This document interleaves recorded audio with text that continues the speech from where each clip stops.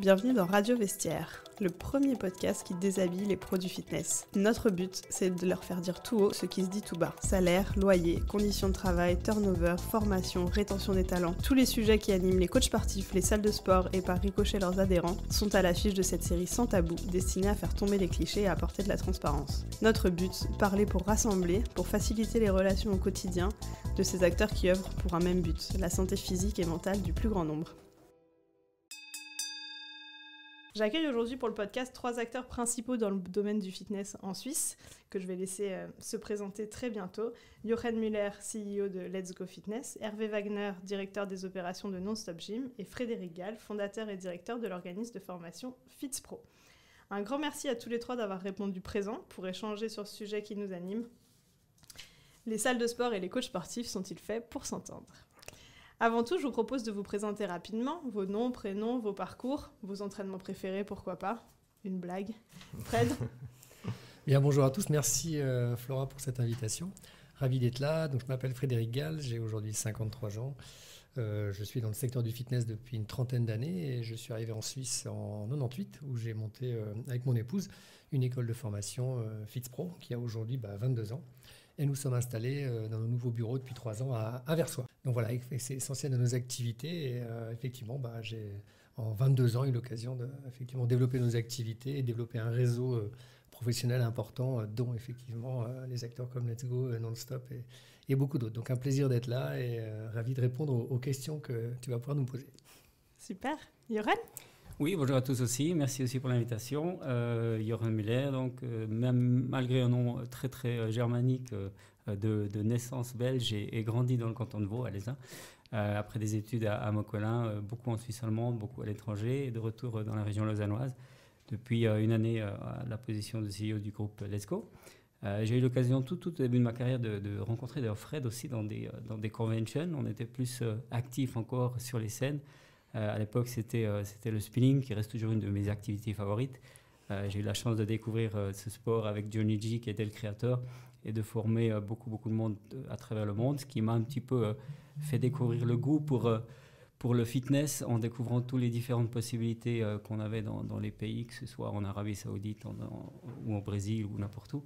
Et de retour, après pas mal d'années de formation, j'ai créé mon propre centre de fitness à l'époque qui s'appelait le Flower Power, qui a été racheté par Migros, qui m'a permis de travailler 10 ans pour la Migros et puis finalement pour rejoindre maintenant le groupe Let's Go. Et voilà.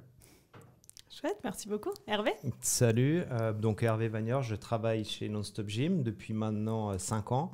C'est vrai qu'autour de la table, je suis un peu le dernier venu dans le monde du fitness parce que j'ai plus un background dans les sports de glisse et dans la distribution de sport. Mais c'est vrai que je me suis passionné pour le travail que je fais aujourd'hui grâce aux gens avec qui je travaille. Je rencontre également dans le monde du fitness les mêmes communautés, les mêmes passions que dans les sports de glisse que je vivais avant. Et c'est vrai que c'est sur ces 5 dernières années, quand j'ai commencé chez Non-Stop Gym, on avait 5 salles. On en a aujourd'hui 21, donc c'était un super développement, un super challenge et beaucoup de choses à mettre en place pour une jeune entreprise comme la nôtre. Et voilà, au niveau des entraînements, j'ai toujours trouvé que le fitness était un très bon complément aux autres sports. Et je me suis beaucoup entraîné aussi chez Fitz, chez Fred, avant de travailler chez Non-Stop. Et c'est vrai que je suis rentré en contact avec ce milieu aussi grâce à ces rencontres. Chouette, merci beaucoup à tous les 3. On va commencer avec un rapide état des lieux du marché du fitness, juste pour planter le décor. La première question que je vais vous poser, elle est volontairement pour briser la glace. On a longtemps dit que le marché du fitness et le business du fitness, c'était de faire payer des abonnements à des gens qui ne venaient pas. Est-ce que c'est toujours vrai ? Tiens, non. Je ne sais pas si vous avez entendu ça. Non, je pense que... si ce serait été vrai depuis le début, on ne serait probablement pas ici parce que finalement, on vit de l'image de la clientèle, de ce que les gens disent sur nous. L'objectif, finalement, c'est quand même d'atteindre des objectifs avec des gens, de les suivre, de leur faire montrer les bénéfices de l'entraînement de fitness, de leur faire découvrir une passion. Alors, c'est clair qu'on n'arrive pas à garder tout le monde et à atteindre les objectifs avec toutes et tous. Mais l'objectif pour chaque prestataire de fitness, je pense, c'est plutôt de vendre des abonnements des fitness et de faire les adhérents des fans pour qu'ils puissent rester longtemps attachés à ce qu'ils font. Merci pour cette réponse. Alors justement, comment on fait pour les faire venir ? Chez Let's Go, vous avez vos propres spécificités avec pas mal de cours, pas mal d'activités. Non-stop, vous avez un concept un peu différent. Est-ce que chacun, vous voulez nous parler un petit peu de ce qui fait votre spécificité et de quelles choses vous mettez en place pour faire venir justement vos adhérents ? Je pense que chez nous, chez Non-Stop, là, une des actions principales, c'est déjà l'accessibilité. Tous nos clubs sont ouverts 24 heures sur 24, donc c'est vrai qu'il n'y a pas de contrainte horaire. On est ouvert 365 jours par année. Donc ça, c'est vraiment le premier levier. Après, c'est vrai qu'avec des prix attractifs comme on pratique, ça a ouvert le marché du fitness aussi à beaucoup de personnes. Et puis après, bien évidemment que le long du parcours d'un adhérent, parce qu'on sait et on essaye nous aussi de le fidéliser, on déteste avoir des membres qui ne s'entraînent pas. Le membre qui s'entraîne va revenir, va venir avec des amis. Donc on veut que les gens s'entraînent. On a effectivement l'appui des coachs, des programmes, de la fidélité également. Mais je dirais que les points numéro 1, c'est la qualité du produit, des salles propres, accessibles et à un prix raisonnable. Ça, c'est ce qui nous caractérise. Vous, chez Let's Go ? Oui, mais je pense que c'est important et on a dans le monde du fitness beaucoup d'offres aujourd'hui, de plus en plus, qui se spécifient dans un domaine ou dans un autre. Let's Go Fitness a été ouvert, le premier club, il y a une vingtaine d'années, avec pour objectif déjà d'avoir une offre assez large pour des entraînements individuels, pour des entraînements en groupe, pour des suivis aussi spécifiques. Donc l'être humain, le coaching est quelque chose de très très important pour Let's Go, pour que les gens puissent déjà aussi avoir du soutien, que ce soit au niveau de la motivation et bien sûr de professionnels. En 20 ans, Let's Go s'est développé énormément avec aujourd'hui 70 clubs dans toute la Suisse, principalement en Suisse romande, mais avec toujours des ambitions dans toute la Suisse. Ça offre bien sûr beaucoup de nouvelles possibilités. On bouge de plus en plus. On a des gens qui travaillent dans un endroit, qui habitent dans un autre, qui ont une amie ou un ami à un autre endroit. Et avec un réseau assez important, ça permet pratiquement à chaque instant de pouvoir quand même continuer à poursuivre son activité, ses entraînements et toujours avoir quand même quelqu'un à disposition si on a besoin pour adapter les plans et trouver la motivation nécessaire. Est-ce que Fred, toi qui vois un petit peu tous les acteurs, est-ce que au niveau de l'évolution du secteur et justement des choses qui sont mises en place par les clubs pour faire tenir la motivation des adhérents, tu as vu des éléments particuliers dans cette évolution-là ? Je crois que autant Non-Stop que Let's Go représentent bien la première mutation, évolution forte qui a eu lieu déjà une dizaine d'années avec simplement la segmentation du marché. Comme toute industrie du service, aujourd'hui on a vu, d'ailleurs on a arrêté de parler de façon péjorative, on a vu les low cost se développer. On pourrait parler de Non-Stop avec un sérieux, mais c'est pas péjoratif de parler du low cost. Aujourd'hui, on voit bien Lidl dans l'industrie qui fait des choses extraordinaires et qui attire beaucoup de clients. Let's Go représente effectivement la chaîne générique, la grande chaîne générique. On a aussi toujours les acteurs premium, les micro-gyms. Et enfin, le dernier acteur, c'est le digital. Donc c'est lui qui est en train de venir impacter encore le secteur. Mais les clubs en Romandie, si on enlève la période Covid qui apporte quelque chose de très fort, on a une évolution très forte qui est aujourd'hui assez claire. Des marqueurs sont assez clairs sur ce vers quoi ça va tendre. Et tous les acteurs majeurs du marché et conscients de l'évolution sont en train d'évoluer vers ça avec beaucoup de services, beaucoup de prise en charge. Et effectivement, l'aspect digital qui doit être intégré, je pense, dans l'offre dorénavant, puisque c'est rentré, forcé et contraint par la crise Covid, c'est rentré dans un peu le quotidien du pratiquant fitness. Mais la majorité des gens reviennent dans les clubs. La question, c'est pourquoi d'autres ne reviennent pas ? Quand est-ce qu'ils vont revenir ? Et comment les faire revenir ? Pourquoi les faire revenir ? Et faire surtout rester ceux qui repratiquent. Alors justement, on parle de revenir, de se revoir en vrai. Le sujet qui nous anime aujourd'hui, c'est ces relations humaines, justement, les relations entre les salles et les coachs, les relations entre les coachs et les adhérents. Vous avez chez Non-Stop un positionnement avec à la base un peu moins d'humain, et puis vous en intégrez de plus en plus là aussi avec Boost. Aujourd'hui, c'est quoi votre vision par rapport à ça ? Quel est le rôle de l'humain pour vous dans les salles ? Pour nous, l'humain, il est fondamental. Alors, c'est vrai qu'il est moins présent parce qu'en étant ouvert 24 heures sur 24, en Suisse, on ne peut pas staffer 24 heures sur 24.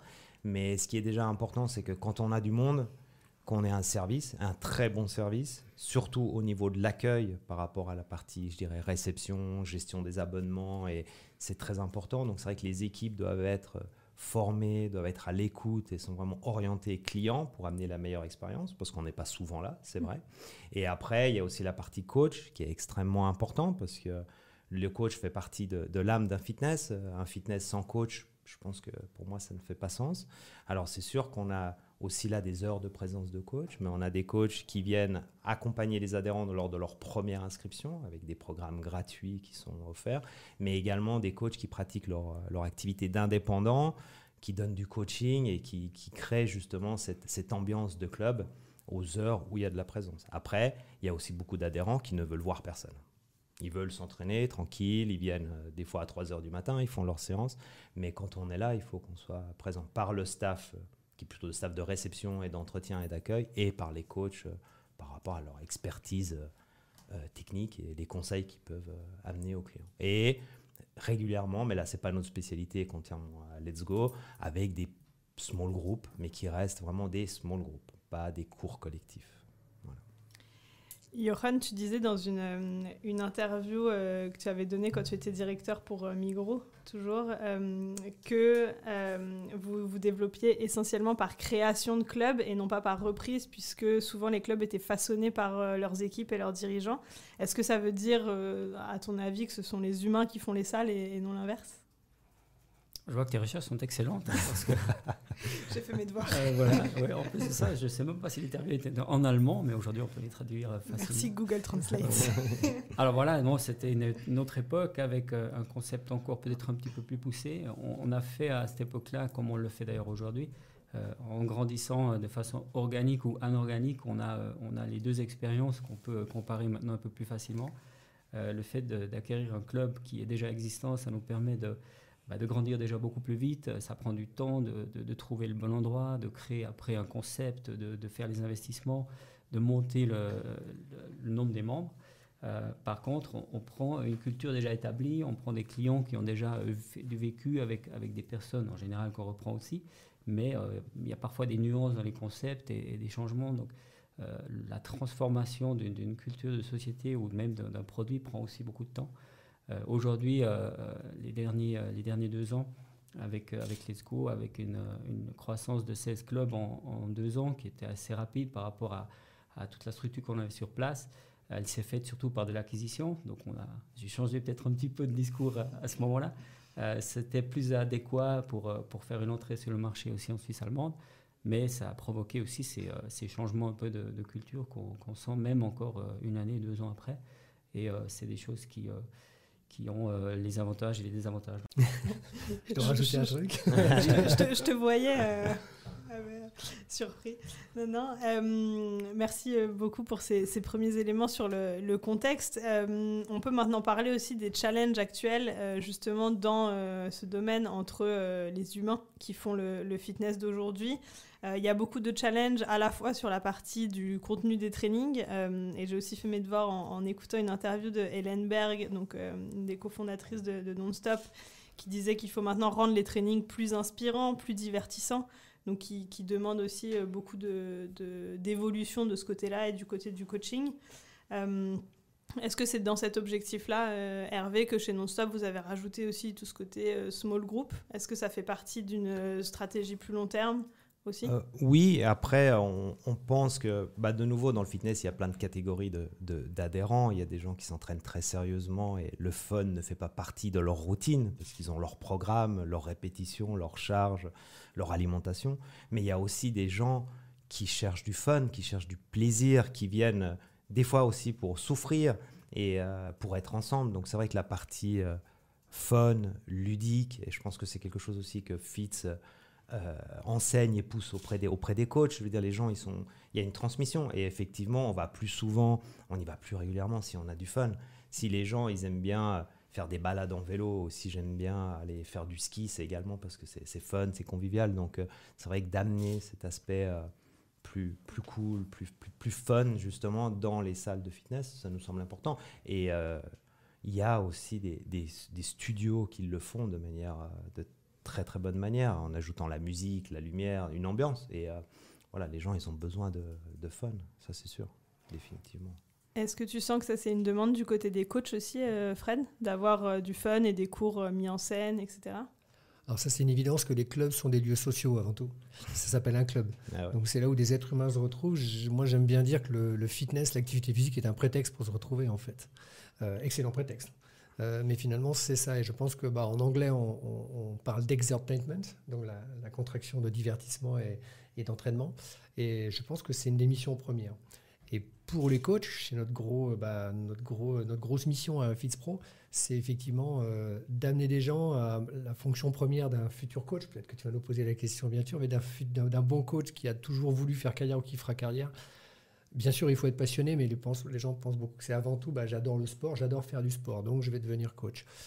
Là, c'est pas ça. Évidemment, parce que des passionnés de sport, il y en a des millions. Je suis passionné à faire du sport, à faire bien du sport. Et là, je deviens un motivateur en puissance. Et dans le recrutement aujourd'hui, comme toujours, mais encore plus aujourd'hui, et ce qui s'est passé, le recrutement va passer par des personnalités, des gens qui ont un fort pouvoir relationnel et qui adorent faire du sport, et plutôt à des gens qui n'en font pas. Et je pense que c'est là-dessus que le recrutement va s'accentuer, avec d'excellents éléments qui sont très fédérateurs, qui génèrent une grosse dynamique sociale dans le club, du coup, qui sont des éléments très forts pour que les gens viennent pratiquer. Effectivement, pour nous, c'est du fitness. Et ces gens-là, ces acteurs-là ont un franc succès et des belles carrières à faire dans le fitness, quels que soient les acteurs. Juste pour rebondir sur l'histoire des cours collectifs, je pense que ce serait dommage de le laisser simplement à l'aspect du fun, parce qu'il y a beaucoup d'autres avantages d'offrir des cours en groupe. Pour avoir vécu ça déjà plusieurs fois. C'est une variation très importante aussi au niveau de l'entraînement. C'est la possibilité pas seulement par l'aspect du fun, mais par la motivation de groupe, de retrouver des nouvelles sensations. Je me souviens très bien à l'époque où j'avais ouvert mon club de fitness en 2004, qui était un club qui était all-inclusive, donc on ne pouvait pas prendre un abonnement seulement le fitness, il fallait aussi, entre guillemets, on recevait les cours ajoutés à ça. Et il y avait pas mal de membres qui disaient « mais moi, je ne l'utiliserai pas ». Et ils ne l'utilisaient pas au fait parce qu'ils choisissaient en premier pour leur porte-monnaie sans se poser la question de ce qui était peut-être bien pour eux. Et du fait que ce cours était tout à coup inclus dans leur abonnement, il y a beaucoup de gens qui ont commencé à participer à des cours et qui sont ressortis presque en pleurs de la salle en se disant « mais pourquoi pendant 10 ans, je n'ai pas profité aussi de possibilités de faire sous forme de cours collectifs mes entraînements ?» C'est des entraînements de boxe, des entraînements de force qui permettaient justement de varier énormément et d'avoir de l'aspect d'effet de l'entraînement, mais surtout aussi au niveau de la motivation, sans que ce soit seulement le simple aspect du fun. Alors c'est clair, on l'a aussi, mais je pense que ce serait bien dommage de seulement le mettre à ce niveau-là, parce qu'on a beaucoup d'avantages avec les cours collectifs. Il y a combien de cours aujourd'hui dans une salle Let's Go par semaine? De cours collectifs? Ouais. Ça dépend bien sûr des clubs. On a des clubs qui sont jusqu'à une 60aine, voire même 80 cours par semaine au Flon, avec des toutes nouvelles salles technologiques et digitalisées. Prama notamment, qui est un concept unique en Suisse, ou le Immersive, qui est également un des seuls concepts qu'on retrouve en ce moment en Suisse, qui sont des salles spécifiquement dédiées aux cours collectifs, mais qui donnent aussi un petit peu cette approche ludique ou alors un petit peu du monde virtuel qui est très très spécial, avec une troisième salle en plus. Donc dans les grands centres, on a entre 60 et 80 cours par semaine. Dans les centres un petit peu plus petits, on arrive à une 20aine de cours par semaine. Ça veut dire qu'avec autant de cours, vous avez tout autant de challenges pour trouver les bons coachs, qui ne soient pas que des sportifs, mais qui soient aussi des coachs qui savent transmettre cette expérience dont tu parlais juste avant. Oui, dans ce cas spécifique, oui, parce que c'est encore un peu des cours très, très nouveaux où on a plus que le simple fait d'enseigner. On doit un petit peu avoir de la connaissance technologique pour utiliser le matériel correctement. Mais finalement, l'essence du cours lui-même reste le même, et il faut des connaissances que les gens ont lorsqu'ils font des formations spécifiques. Mais il faut en trouver un éventail assez important, parce qu'avec ce nombre de cours, on ne peut pas se limiter avec les collaborateurs qui travaillent comme employé fixe. Il faut aller s'agrafer sur des gens qui travaillent également dans le domaine-là, simplement en enseignant des cours. Oui. Quand on avait fait passer une étude auprès des salles, et Hervé, tu avais répondu, et tu avais répondu à la question quel est le coût d'un mauvais recrutement sur une échelle de 1 à 5, et tu avais répondu 4, donc c'est assez élevé. Est-ce que tu peux nous en dire un peu plus sur les raisons de ce choix et les conséquences, par exemple, d'un mauvais recrutement? C'est évident que le recrutement prend du temps. ça consomme du temps côté une entreprise, surtout nous qui sommes organisés sous forme de start-up. Donc, c'est vrai que ça nous prend du temps. On le fait tout à l'interne. Donc, c'est vrai qu'au premier, on reçoit énormément de CV. Ça, c'est le marché aujourd'hui. Comme disait Fred, il y a énormément de gens qui sont passionnés par le fitness, passionnés par le sport, donc ils veulent en faire un métier. Donc, on reçoit beaucoup de candidatures. Ça prend du temps déjà de les lire parce qu'on prend la peine de les consulter. Évidemment que le premier choix se fait sur des diplômes, sur des connaissances techniques, parce que c'est important, je veux dire, c'est leur métier. Et évidemment, en Suisse, c'est pas protégé comme métier, donc il faut bien s'assurer qu'ils aient les certifications. Et effectivement, des écoles, ça aide à ce choix. Ensuite, il faut faire des entretiens. Et c'est vrai que, comme disait Fred tout à l'heure, la passion de transmettre, elle est des fois pas identifiable tout de suite. Et ben, des fois, ça nous est arrivé, ça nous arrive toujours, comme dans tous les recrutements, de faire des erreurs. Donc après, il y a toute la phase d'onboarding, les coachs arrivent, se mettent en confiance, commencent à travailler. Et après, on se rend compte qu'au bout d'1, 2, 3 mois, il n'y a pas ce match. Et effectivement, ça coûte cher. Et après, il faut recommencer. Alors, c'est vrai que nous, contrairement à Let's Go, on n'a pas beaucoup de coachs, parce qu'on a entre 2, 3 coachs par salle. Donc, c'est pas énorme, mais on veut prendre le temps d'avoir les bons coachs et des fois, ça ne matche pas et on s'en rend compte quelques mois après, c'est vrai. Je rebondis sur le recrutement, je pense que si je peux me permettre. Je pense que c'est un point très important pour les acteurs aujourd'hui. Et nous aussi, on est très concernés. Et je pense on évolue aussi dans le recrutement des coachs. Il y a une demande qui est très forte. À FitPro, on est très bien concernés. Tant mieux. C'est-à-dire que les métiers de la santé, du fitness évoluent et attirent beaucoup, surtout la nouvelle génération. Et ce qui s'est passé encore plus, des gens, on se dit, tiens, et si je me lançais dans le fitness, si je faisais 2 métiers plutôt qu'un. Donc, c'est des choses qui sont intéressantes au niveau sociétal. Mais après, je pense que le recrutement des clubs de fitness et les gros acteurs doit être effectivement un véritable département aujourd'hui, de façon à justement, comme tu disais Hervé, de ne pas trop avoir de déperdition et de trouver juste. On a sans doute la chance d'avoir pas mal de gens qui sont intéressés par le fitness. Beaucoup nous rejoignent pour des formations. Et le recrutement est très important. Il y a une vraie stratégie aujourd'hui. Fait comme tu l'as dit, recevoir des CV. Il faut quelqu'un qui se concentre dessus. Il faut trier. Aujourd'hui, nous, on est très partisans des systèmes de casting, de les mettre en situation. Ces jeunes sont plus sensibles à ça aussi. Et finalement, ce sont des métiers de terrain, donc c'est bien de les voir. C'est une autre organisation, les clubs de fitness, les gros acteurs ça peut être intéressant pour eux de développer un département de recrutement pour taper plus juste et du coup avoir un niveau de recrutement plus élevé et faire mieux passer leur culture d'entreprise et trouver sans doute les bons candidats qui vont mieux s'insérer dans l'entreprise et moins de pertes. Ça, je pense que c'est quelque chose qui se met en place et qui va être intéressant dans les mois et les années à venir. C'est évident que ça va se mettre en place. Ça sera mieux pour tout le monde. Merci pour cette excellente transition. C'est bon. Puisque justement, le sujet que je voulais aborder après, c'était comment on trouve les bonnes personnes, puisqu'on a maintenant bien dit que l'humain était important, peu importe son modèle et peu importe son positionnement. L'humain est très important. Nous, chez Fine, on travaille sur 3 axes. Le premier, c'est de permettre aux acteurs de se trouver déjà. C'est déjà une chose de se connaître, d'avoir le WhatsApp de plusieurs coachs, d'avoir des CV, etc. Mais il y a tout un tri qui doit se faire. Il y a toute une étude qui doit se faire aussi pour savoir si on a les diplômes, la correspondance avec les disponibilités aussi, les types de formation, etc. Johan, quand on avait préparé le podcast au téléphone, tu me disais que votre challenge à vous, c'était pas de trouver du monde, c'était de trouver du personnel qualifié et qui corresponde à vos besoins.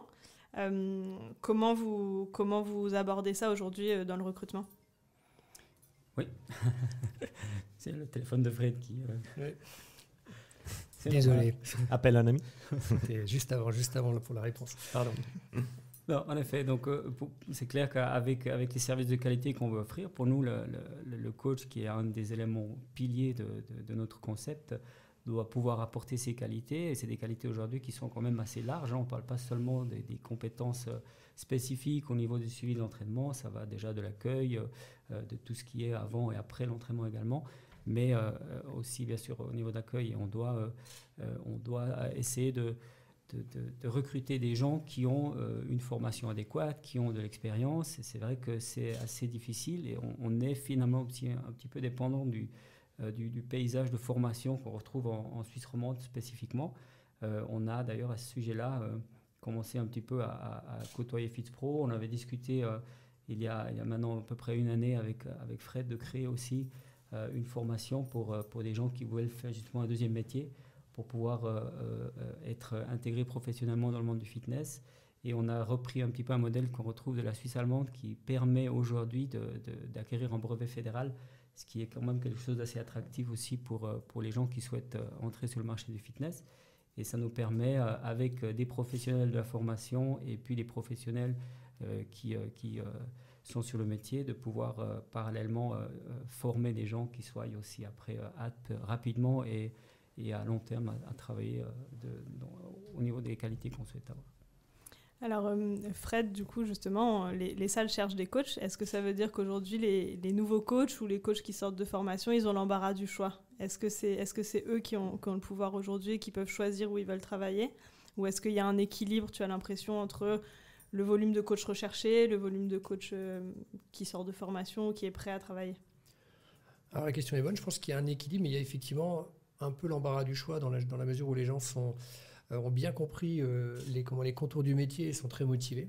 Ils trouveront certainement, parce que le marché du roman est dynamique, hein, il y a quand même beaucoup d'acteurs fitness, des gros acteurs, des indépendants, etc. Donc il y a vraiment matière, surtout qu'il y a un turnover qui reste important.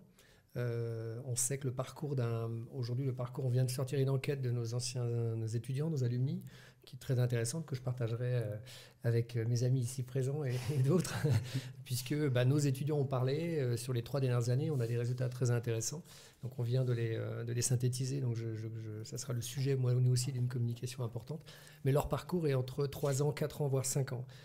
C'est parce qu'on parle d'une génération millennium, ce qui est plus versatile et agile. Et donc les employeurs se retrouvent face à une nouvelle génération et des attentes un peu différentes. Donc cette dynamique des employeurs peut être déstabilisante, il faut faire attention, puisque définitivement on ne leur parle plus de carrière, ils veulent entendre plus un parcours. Je sais que ça peut être déstabilisant, mais ils veulent un parcours professionnel. La question après, c'est qu'est-ce que vont faire les entreprises pour effectivement, pour garder les meilleurs éléments, leur proposer un parcours. À côté de ça, effectivement, l'attente des clubs est réelle également. On connaît bien nos métiers, les clubs de fitness connaissent bien leur métier. Donc il faut que les jeunes qui sortent de formation, que nous, effectivement, on les ait le mieux formés possible, mais qui sont en relation directe avec les clubs de fitness. Donc tous les jeunes qui suivent nos formations, les moins jeunes, sont des gens qui sont pratiquants fitness. Mais à la sortie, effectivement, je remercie effectivement à l'époque, il y a maintenant 1 an, le projet Let's Go. On a été sollicité sur le modèle Practicum en Suisse allemande, d'un système de formation par alternance. Donc jusque-là, rien d'extraordinaire, mais l'alternance est quelque chose de très très intéressante dans un circuit assez court.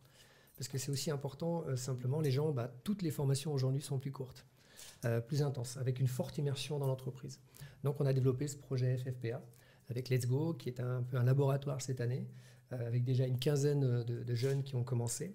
Et c'est très intéressant, ça développe aussi une relation très forte avec certains acteurs. Et ce système par alternance, on va l'ouvrir à d'autres.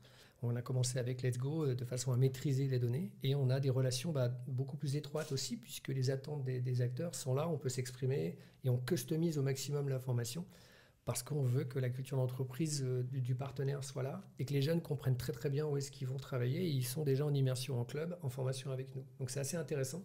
Et ce système de formation permettra sans doute, dans un circuit de 18 mois, d'obtenir déjà un certificat de branche, parce qu'on a obtenu une reconnaissance de la branche faîtière, qui n'est pas un diplôme fédéral. Et ceux qui sont au titre d'un CFC ou d'une MATU pourront aller jusqu'au brevet fédéral. Mais déjà, un jeune qui n'a pas forcément de CFC ou de MATU, n'en aura donc sans doute pas, peut avoir une reconnaissance par la branche faîtière et se retrouver avec un contrat in fine par son employeur, parce que ça fait déjà 18 mois et il a été formé sur avec nous et bien sûr en immersion sur les principaux éléments qu'on attend d'un bon coach fitness. Et ça, c'est quelque chose qui est vraiment intéressant. Alors, merci pour ces infos. Et tu disais dans votre étude justement qu'un coach, ou en tout cas sur l'étude que vous avez faite sur vos alumni, un coach reste coach, si j'ai bien compris, 2, 3, 4, 5 ans maximum. Actuellement, c'est bien ça. C'est comme ça que ça se vérifie pour le Il y a des exceptions, parce qu'il n'y a pas de maximum. Si quelqu'un nous écoute, vous pouvez rester plus longtemps. Ah ouais, je ne suis pas très dire que c'est ce qui va se passer, c'est un peu comme ça qu'ils le voient. Parce qu'à côté, il n'y a pas que nous. Et parfois aussi, ils se rendent compte qu'ils vont faire ce qu'on appelle du slashing, et ils vont multiplier, ils vont être coach fitness le week-end, et être employé de commerce ou vendeur la semaine. Pas tous, on a tous les profils, et il faut être ouvert à tous les profils. Et du coup, c'est effectivement, qu'est-ce que vont faire les employeurs pour que les bons éléments restent plus longtemps, que 3 ans, ne fassent juste un passage, mais un vrai parcours. Et certains, c'est là que les employeurs vont proposer des parcours assez intéressants et fixer plus les collaborateurs parce que le turnover est compliqué pour une entreprise. Tu es vraiment monsieur transition. Tu connais mon plan en fait. En fait, j'ai vu à l'avance. J'ai tout vu à l'avance. C'est ça, c'est super. Je voulais justement parler des différentes familles, puisqu'on dit coach, mais en fait, il n'y a pas qu'un coach, il y a plusieurs métiers de coach, et notamment dans vos 2 types de salles, Let's Go et Non-Stop, les métiers de coach sont très différents. Vous, chez Non-Stop, c'est quoi la vie d'un coach? C'est quoi son poste? Qu'est-ce qu'il fait Ouais, alors chez nous, c'est assez clair, chacun a son travail. Un coach, c'est vraiment la définition du coach. Donc, il s'occupe de l'entraînement des adhérents, contrairement à notre staff qui fait vraiment que de la réception, de l'accueil et de l'entretien. Donc, il fait service à la clientèle, tandis que le coach, ce sont des purs coachs qui font que du coaching.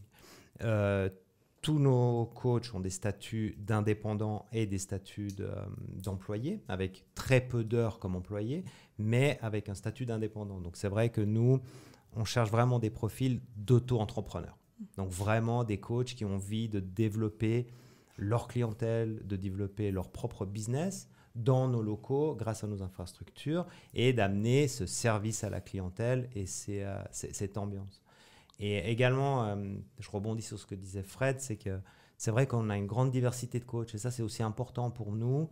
On ne veut pas formater, on ne veut pas avoir un seul typologie de coach. Je pense que c'est important d'avoir une diversité. On a des coachs qui sont là depuis très longtemps, qui sont très spécialisés, par exemple, sur de la prise de masse. Mais on en a aussi qui sont entraîneurs du rugby club, par exemple, Servette, qui sont très dans les sports d'endurance, d'autres qui sont spécialistes de triathlon. On a toutes nationalités et c'est important par rapport aussi à notre clientèle d'avoir une palette de coachs bien différente et bien variée en fonction des objectifs qu'on veut se donner. Et des coachs qui font donc essentiellement de l'entraînement privé, Alors, peu de small group, exactement. Et essentiellement de l'entraînement privé. Exactement. Alors, dans l'idée, les coachs sont rémunérés pour faire les programmes pour les nouveaux adhérents sur plateau ou de l'animation de plateau, des heures encadrées, entre 4 à 6 heures par semaine. Et après, ils ont leur propre activité d'indépendant qu'ils peuvent exercer. Et savoir qu'on a aussi, comme je l'ai dit tout à l'heure, très peu de coachs, entre 2 à 3 par club. Donc, ils peuvent développer, je dirais, assez facilement leur business aussi. Pour eux, l'évolution, elle est essentiellement dans leur côté entrepreneurial aussi, de développement de leur business à eux, au niveau du parcours d'évolution. C'est ce qu'on recherche, c'est l'outil qu'on leur propose, parce que c'est vrai qu'ils ont très peu de contraintes, nos loyers aussi sont très raisonnables, donc on leur permet de développer leur business, et il y en a, comme je disais tout à l'heure, ils sont là depuis l'ouverture de Non-Stop. On a une fille qui était coach chez nous à l'ouverture de notre première salle à Servette, elle est toujours là. Elle a sa super clientèle, et ça, c'est son développement, c'est son business, c'est ce qu'elle cherche. Après, on a aussi certains coachs qui en transition et qui ont dit, voilà, comme disait Fred, 5 ans, ils ont fait les cours collectifs dans d'autres clubs, après ils sont venus chez nous en parallèle, parce qu'on a des coachs qui travaillent aussi chez Let's Go en parallèle, tout ce vivier d'indépendants. Et au bout de 5 ans, partagés entre des cours collectifs, des cours privés chez nous, ont décidé de changer de carrière et ont postulé pour des postes de manager. Donc, ils ont arrêté le coaching. Ils ont gardé 1 ou 2 clients un peu sympas, mais ils ont arrêté le coaching parce qu'ils avaient besoin de plus de stabilité et le côté entrepreneur n'était pas pour eux. Donc, il y a des passerelles, il y a des ponts. Il y en a certains, pendant le Covid, qui ont malheureusement décidé de faire aussi d'autres choses parce qu'ils ont un peu souffert de l'absence des clubs. Ils ont aussi perdu des clients, ils n'ont pas su les fidéliser. Donc, ils se sont dirigés vers d'autres choses. Mais je suis rassuré de savoir que les études prouvent que c'est entre 3 et 5 ans, même s'il y a des coachs. Et je pense qu'un vieux coach peut être un excellent coach. Il n'y a pas d'âge pour être très, très bon. Moi, j'en avais un qui n'était pas tout jeune et il m'a fait souffrir beaucoup. C'était très agréable. À partir de quel âge on est vieux? Et ouais, c'est ça la question. Nous, on n'est que jeunes autour de la table. C'est tranquille. Un coach expérimenté, disons. Ouais, c'est ça. Il y en a tout type de clients. Il faut tout coach. On a tout type de clients. C'est ça, c'est super important. C'est clair. Chez Let's Go, les parcours sont un peu différents. Il y a beaucoup plus de cours collectifs, j'imagine, dans les métiers des coachs. Oui, effectivement. Enfin, on a une première attente avec des besoins un peu plus généralistes, plus larges. Les gens qui sont engagés par Let's Go ont des tâches qui sont bien plus multiples que de suivre les gens sur place. On commence par la vente, qui est aussi une partie très, très importante. Sans client, on ne peut pas forcément coacher. On a des qualités d'accueil, de suivi qui sont importantes. Ensuite, on essaye d'avoir la possibilité de personnes qui sont aussi à l'aise au niveau du suivi sur le plateau que dans les cours collectifs. Alors, ce n'est pas donné à tout le monde, c'est quelque chose qui est dans les nouvelles formations, au niveau de l'apprentissage, au niveau de la formation de fitness par alternance et d'ordre général, quelque chose qu'on essaye d'implémenter. Et je pense que c'est très, très bien de voir la diversité aussi qu'offre le métier d'instructeur de fitness aujourd'hui. C'est qu'on a un petit peu ces anciennes idées en disant qu'on suit les gens sur le terrain et c'est tout. Ça peut être une option comme les coachs indépendants qui sont dans les différents clubs de fitness, mais ça veut aussi dire être indépendant, donc il y a aussi des autres besoins dans ce cas-là. Et lorsqu'on est engagé, dans le cas de Let's Go ou parfois aussi dans les autres fitness bien sûr, pour nous c'est essayer en premier lieu d'avoir accès à plusieurs domaines pour avoir aussi le contact avec le plus de clients possible. Et après, on a la possibilité de se spécialiser si vraiment on voit qu'une personne est plus à l'aise dans un des domaines que dans un autre et qui est peut-être même une force. On va essayer de le faire donner la plateforme par rapport à ses qualités. Alors on retrouve lentement des gens qui sont plus spécialistes au niveau des cours collectifs, voire qui font presque plus que ça. Dans des pays anglo-saxons ou en Asie, c'est quelque chose qui est absolument commun. On a des gens qui ne font que des cours collectifs et qui sont engagés à plein temps. Des gens qui sont spécialisés dans le suivi. On peut se spécialiser ensuite dans le management, où on peut après lentement aussi penser à acquérir des connaisses pour gérer des clubs, pour gérer des régions. Donc il y a des développements, des possibilités de développement diverses. Et je pense que c'est bien d'abord de connaître les diversités, mais aussi de choisir par rapport à ses compétences et ses envies, et pas forcément au porte-monnaie, pour être sûr que finalement on ait un résultat pour les deux côtés qui correspondent à ce qu'on voulait. Alors, est-ce que ça veut dire aujourd'hui, j'imagine qu'un coach ne peut pas donner 35 ou 40 heures de cours collectifs par semaine. Ça veut dire que forcément, quand on n'est pas indépendant et qu'on est employé à 100% dans une salle comme Let's Go, on doit avoir plein de missions différentes. Est-ce que ce poste-là, et en faisant résonner aussi ce que tu disais Fred, qu'il y a beaucoup de jeunes coachs maintenant qui vont être potentiellement des slashers, qui ne vont pas faire ça à temps plein, est-ce que ça veut dire que, par exemple, on peut proposer des contrats différents maintenant aussi à des coachs qui voudraient faire que des cours ou qui voudraient faire des choses plus comment dire, des plannings plus mixtes, plus flexibles? Est-ce que ça, vous l'avez envisagé pour le futur déjà? Oui, alors on a des gens qui se spécialisent, comme je disais. On est en train de développer, par exemple, ce qu'on appelle nos cours signatures. Donc, ce sont des cours qui sont créés par des coachs Let's Go, uniquement dans les salles de fitness Let's Go. Et là, on a besoin aussi de recruter des personnes qualifiées qui sont déjà des spécialistes dans le domaine, qui ont aussi les conditions pour organiser des chorégraphies. Il faut faire des formations spécifiques. Donc, c'est un travail qui est un petit peu différent après. Si ce n'est, c'est pas quelque chose qu'on fait peut-être que à plein temps, mais c'est une partie importante après de ce métier-là. Ou alors des gens qui travaillent pour des périodes un peu plus courtes et puis qui essayent de voir dans quel domaine ils se trouvent le plus à l'aise. Et puis on essaie après, à partir de là, de développer des plans de carrière aussi. Ouais, je rebondis sur la notion de polyvalence au départ. Nous, on croit vraiment à la polyvalence dans le sens où tout le monde ne veut pas être polyvalent. Donc être bon partout, c'est difficile. Mais on peut être correct sur plusieurs niveaux. Et la polyvalence, ça leur a apporté une grosse base. Si on prend un dicton, les meilleurs, un bon généraliste peut devenir, s'il souhaite, un excellent spécialiste. L'inverse n'existe pas. Donc en fait, on fait pareil dans la formation. On essaie de leur donner d'excellentes bases parce qu'ils vont sans doute trouver aussi ils ont plus de cordes à leurs arcs quand ils arrivent devant un employeur. Ils sont capables de faire plusieurs choses. Et après, ils vont pouvoir se spécialiser. C'est là qu'ils s'assurent un parcours professionnel plus fort et plus long, avec des orientations qu'ils vont pouvoir donner et en fait faire monter leur valeur. La notion de valeur aussi, on essaie de l'inculquer aux jeunes. Donnez-vous de la valeur, pas juste en étant très entraîné, mais justement en étant très ouvert en fait aux demandes de l'entreprise, aux attentes des clients, parce que ça vous plaît, vous avez compris, ils ont compris les éléments.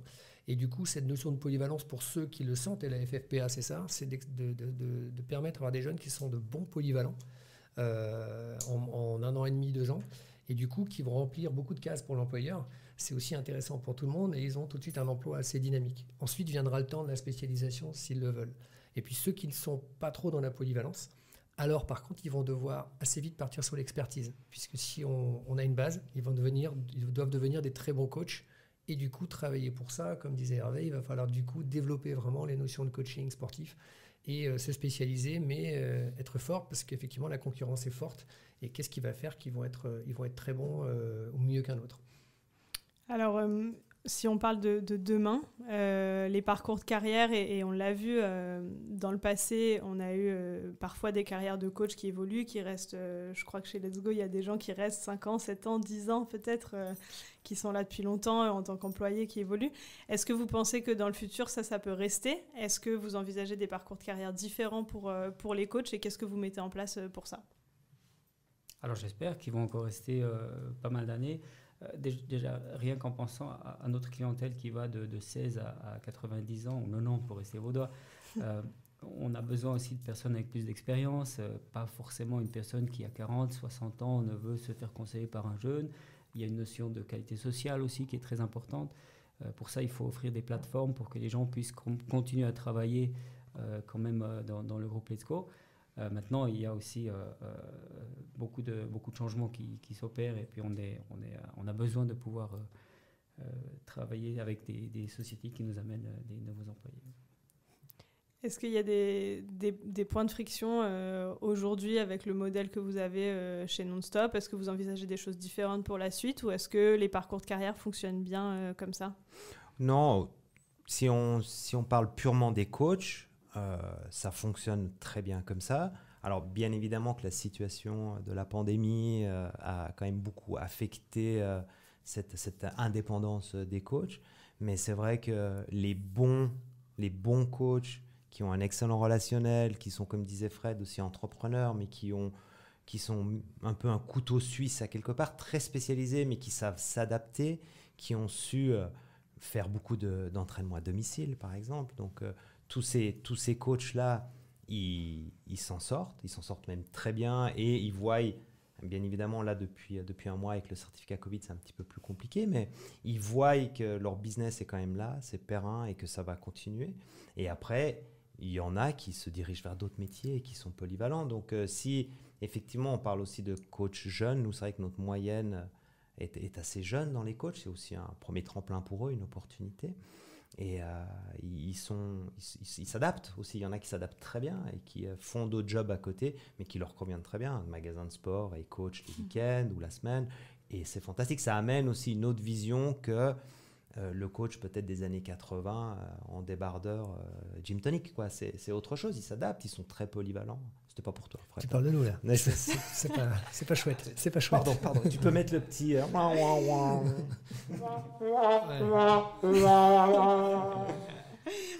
Ok, Fred, tu as un droit de réponse là-dessus. Alors, oui, bah, écoute, effectivement, on a traversé ces années 80-90, qui étaient riches, un peu folles, mais qui avaient le mérite d'être effectivement très libres. Donc, on a essuyé un peu les plâtres, et avec plaisir. Mais effectivement, ça s'est professionnalisé, ouais. Qu'est-ce que toi, Fred, qui vois beaucoup de coachs et qui vois tous ces jeunes arriver justement passionnés par le sport et qui veulent devenir coach, et tu vois aussi leurs aspirations, tu m'en parlais aussi dans la préparation, qu'est-ce que tu as envie de dire à tes collègues de Let's Go et Non-Stop sur ce qu'ils doivent mettre en place aujourd'hui pour recruter des bons coachs et pour les garder surtout?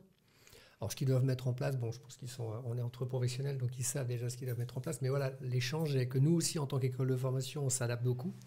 Donc le but, c'est justement qu'il n'y ait pas de distance entre les employeurs, une école de formation et les coachs. Donc notre travail aussi, c'est de les rapprocher. Et puis à travers ta plateforme, c'est aussi un excellent support. Merci. Maintenant. Oui, je vais quand même en parler.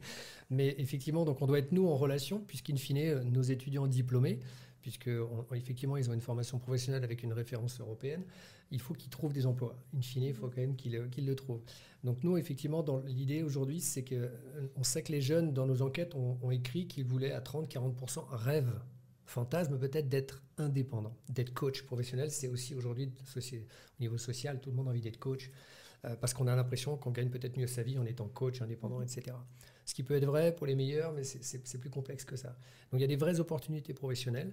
Et nous, dans le recrutement, quand on reçoit des jeunes, effectivement, c'est détecter leur forte envie. On cherche plutôt quand des gens qui veulent faire une formation. L'idée, c'est de sentir leur motivation.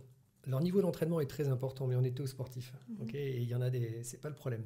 Évidemment, c'est simple, mais c'est surtout leur niveau de motivation. Est-ce que ce milieu t'intéresse beaucoup? Est-ce que tu aimes les gens?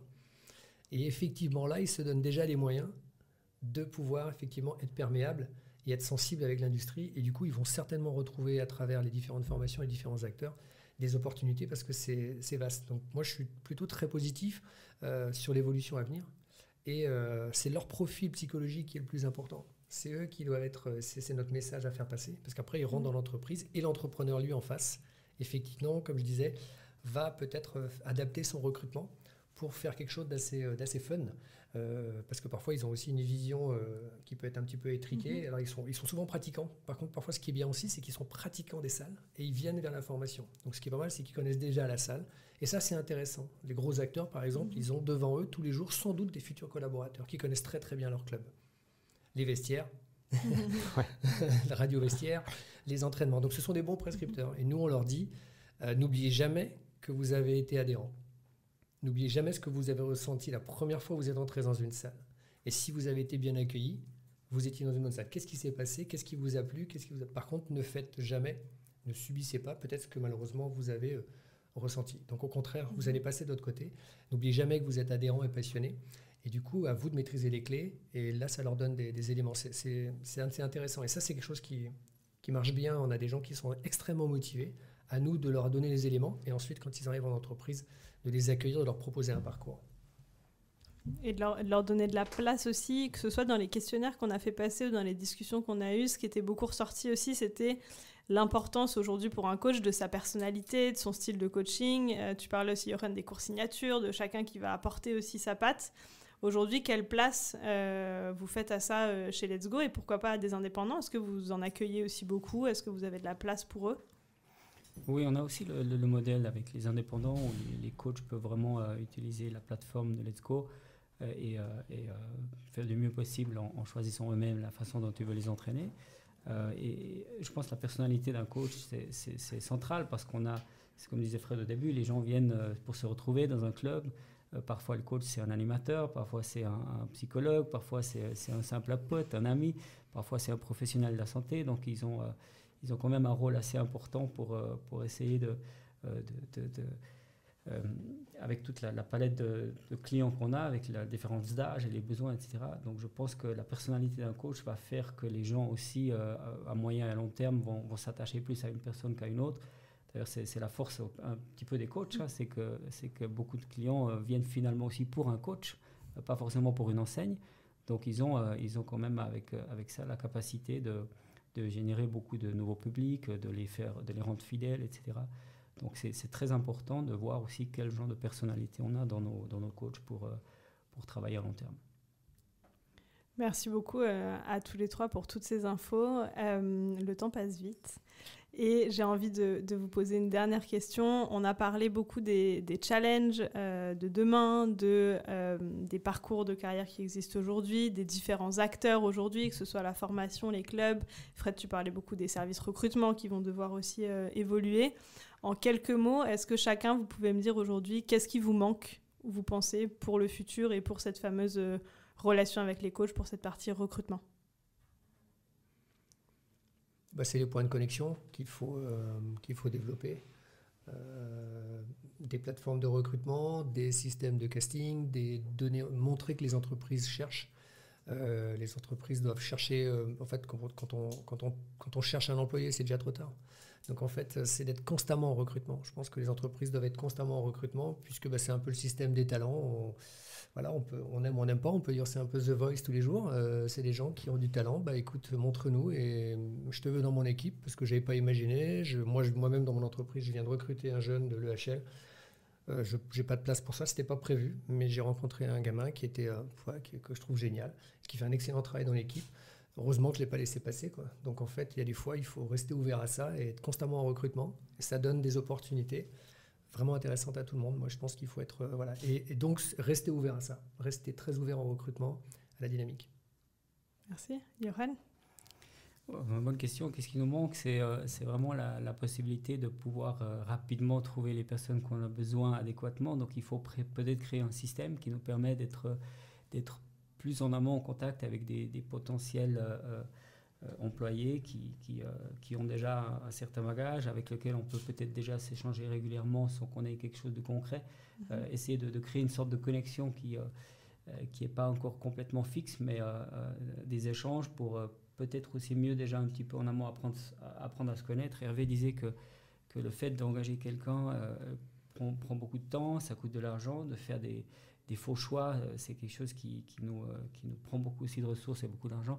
Donc si on arrive à trouver une sorte de plateforme où on connaît déjà un petit peu mieux les potentiels intéressés et qu'on apprend à se connaître avant de devoir prendre une décision, ben ça va certainement accélérer et sûrement donner de la qualité là-dessus. Bah, nous, c'est les mêmes enjeux. Alors, c'est vrai que aujourd'hui, les meilleurs recrutements qu'on a faits, c'est par réseautage et au bouche à oreille. Et on se rend compte qu'effectivement, quand on a côtoyé un membre qui après a fait FITS et puis qui est revenu nous voir avec de l'audace, parce que je pense qu'ils ont aussi besoin d'audace, qui sont venus avec un CV, mais pas que un CV, avec un plan, une idée, un concept, et puis qui nous ont interpellés, ça rend la chose intéressante. Et effectivement, d'être en contact plus vite. Alors, le digital, c'est une super plateforme, mais j'aime bien le contact physique, organiser des tables rondes, parce que à l'école, dans les différentes écoles, d'être là, de se présenter, parce que c'est vrai qu'on est low cost, on est fier d'être low cost, mais pour certains coachs qui étaient membres dans d'autres fitness classiques et qui ont cette passion du fitness et qui veulent en faire un métier, ils ne nous connaissent pas. Donc ils se disent, bah non, c'est low cost, de toute façon il n'y a pas de coach, à quoi ça sert que je postule? Donc voilà, tout ce réseautage, plus que on ne va pas mettre en place un département RH spécifique pour le recrutement des coachs, c'est pas la peine. Mais voilà, en plus c'est des jeunes, et il y en a des fois qui font preuve d'audace quand ils cherchent du boulot, et ils sortent tout de suite du lot, hein, parce que c'est vraiment important qu'ils fassent un bon CV ou une vidéo et qui eux cherchent. Moi, je rebondis, j'en profite, puisque c'était un projet pour nous. Et puis là, je m'adresse à toi, Flora, parce que c'est bien de nous poser des questions, mais là, on va te renvoyer la balle. Je t'en ai un peu parlé avant, mais nous, on avait l'idée de développer un speed job dating pour le fitness. Je pense que ça peut être très sympa pour à l'anglo-saxonne, comme on le fait. Et bien voilà, je pense qu'ensemble, nous, on pourrait faire un speed job dating. Moi, je suis sûr que Hervé, Yoron et beaucoup d'autres acteurs viendraient rencontrer des jeunes. C'est quelque chose autour d'un café, autour d'un speed job dating. Voilà, il faut... Ok, on va essayer de séduire. Et je pense que ça peut être encore une façon de rencontrer des talents, des opportunités pour les managers, une autre façon de rencontrer des gens. Et ensuite, ils les feront intervenir dans leurs entreprises. Mais ça, c'est un projet, donc je te tends la perche. On va voir si tu veux bien la saisir. Je ne t'avais pas payé pour dire ça et je prends la perche avec grand plaisir. Merci Fred. Merci beaucoup à vous trois. Merci d'avoir joué le jeu sans langue de bois et c'était un moment très agréable. J'invite maintenant aussi les coachs et les futurs coachs qui nous écoutent à réagir, à nous dire aussi ce qu'ils en pensent, à nous dire aussi ce qu'ils attendent de vous demain. Et puis évidemment à s'inscrire sur Fine Sport parce qu'on est là aussi pour ça, bien sûr. Je vous invite aussi à suivre bien sûr ce que font ces acteurs incontournables que sont FitsPro, Let's Go et Non-Stop Gym. Et je vous dis à très bientôt pour le prochain épisode du podcast. Merci. Salut. Merci à vous.